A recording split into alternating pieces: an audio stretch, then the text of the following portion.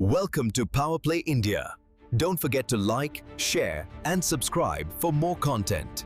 नमस्कार दोस्तों, मेरा नाम अरुण है और आप देखना शुरू कर चुके हैं पावर प्ले इंडिया। जरा सोचिए, एक तरफ दुनिया का सबसे नोटोरियस क्रिमिनल जेफरी एप्स्टीन, जो अपने प्राइवेट आइलैंड और डार्क सीक्रेट्स के लिए बदनाम था, और दूसरी तरफ भारत के respected cabinet minister Hardeep Singh Puri. आखिर इन दोनों के बीच क्या कनेक्शन हो सकता है? दोस्तों, आज हम बात करेंगे उस 3.5 मिलियन पेजेस का एक्सप्लोसिव डॉक्यूमेंट जिसे यूएस डिपार्टमेंट ऑफ जस्टिस ने रिलीज किया है।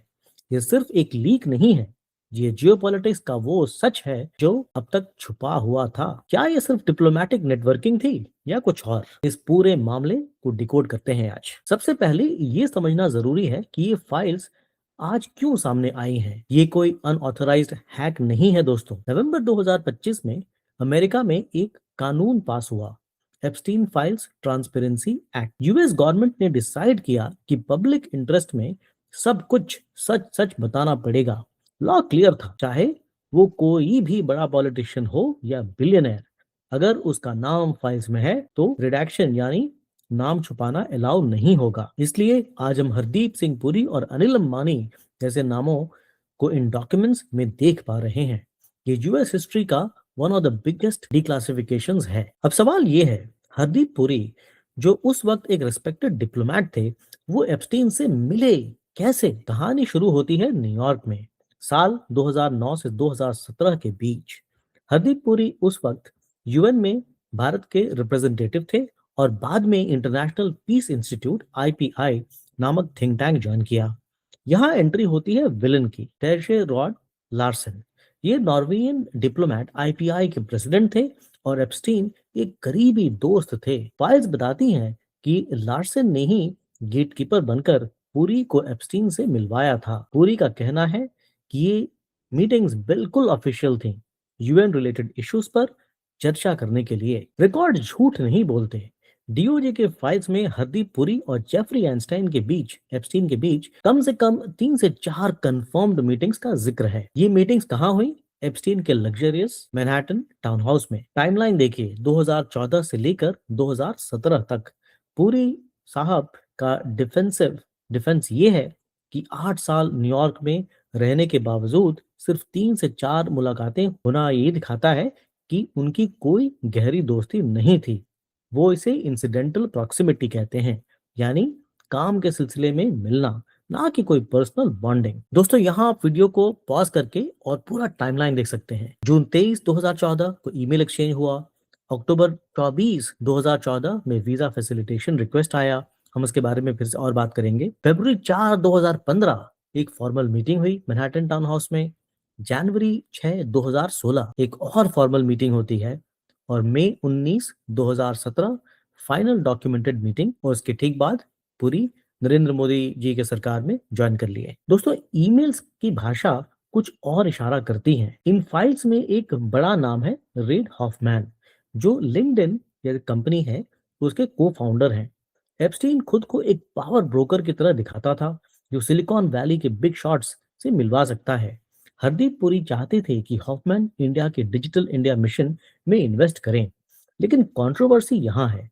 अक्टूबर 2014 की एक ईमेल में पुरी ने एप्स्टीन को लिखा, you my friend make things happen, any advice? Opposition आज यही सवाल पूछ रहा है, क्या एक कॉन्विक्ट को फ्रेंड कहना और उसे एडवाइस लेना एक डिप्लोमेट को शोभा देता है? पुरी का कहना है कि वो सिर्फ टेक इन्वेस्टमेंट लाने की कोशिश कर रहे थे। अब आते हैं दो सबसे बड़े विवादों पर जो मीडिया में हेडलाइन बने हुए हैं। पहला, एक ईमेल में पुरी ने एप्स्टीन से पूछा, please let me know when you are back from your exotic island, यानी आप हमें बताएं जब आप अपने एक्सोटिक आइलैंड से वापस लौटें। लोगों ने सोचा, क्या पुरी उस बदनाम आइलैंड पर गए थे? दोस्तों, ये वही आइलैंड है जहां पे एप्स्टीन हर तरह के बुरा काम करता था और यंग गर्ल्स के साथ बहुत ही बुरा व्यवहार किया गया था। पुरी ने ऑफ कोर्स इसका खंडन किया है, डिनायल मोड में है वो। उनका कहना है कि उन्होंने एप्स्टीन के स्टाफ को ये शब्द यूज करते हुए सुना था, इसलिए कैजुअली रिपीट कर दिया, वो वहां कभी नहीं गए। अच्छा, ये तो हुआ पहला इशू। दूसरा इशू क्या है? Visa issue. एप्स्टीन ने अपने असिस्टेंट के लिए भारत का एक क्विक वीजा मांगा। पुरी ने तुरंत एम्बेसी ऑफिशियल्स को बोलकर इसे फास्ट ट्रैक करवाया। क्रिटिक्स कहते हैं कि बिना ड्यू डिलिजेंस के एक क्रिमिनल के एसोसिएट की मदद क्यों की गई। दोस्तों ये हिस्सा वीडियो का सबसे इंटरेस्टिंग है। क्या एप्स्टीन सच में पुरी को पसंद करता था? जवाब है नहीं। फाइल्स में एक शॉकिंग ईमेल मिला है जहां एप्स्टीन के दोस्त लार्सन ने एक बेहद ही रेसिस्ट कमेंट किया।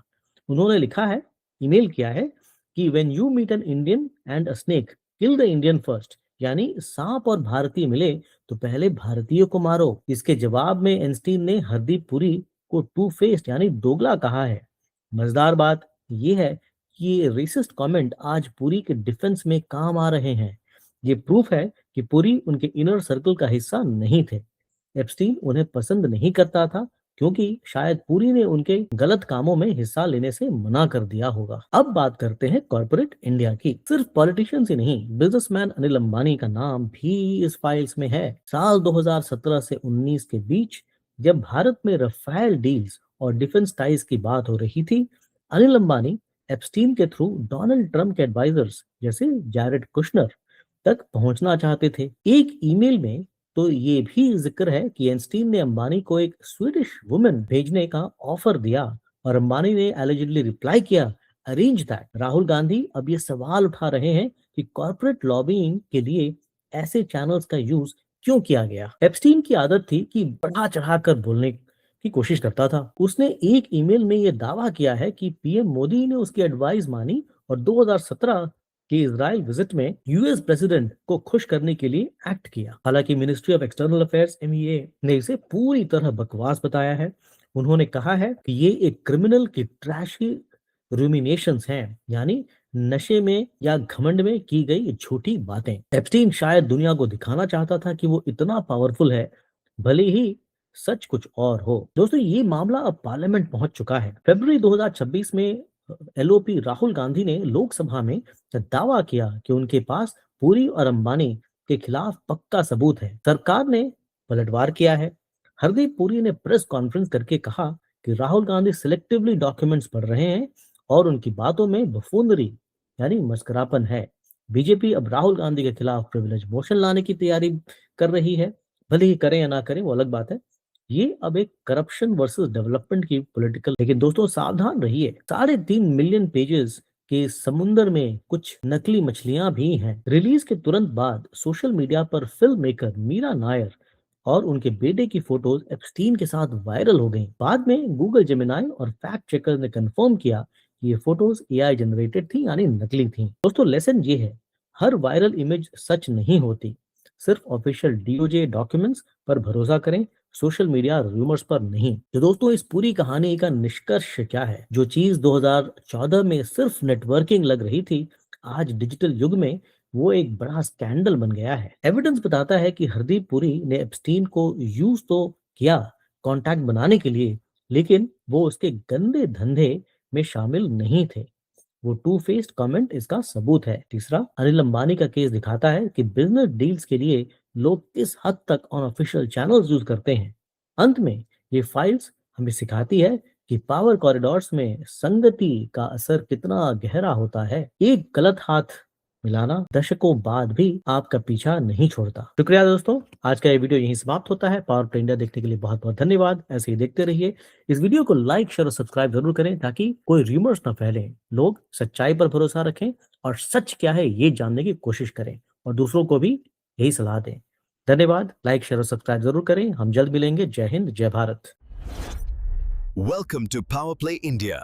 Don't forget to like, share, and subscribe for more content.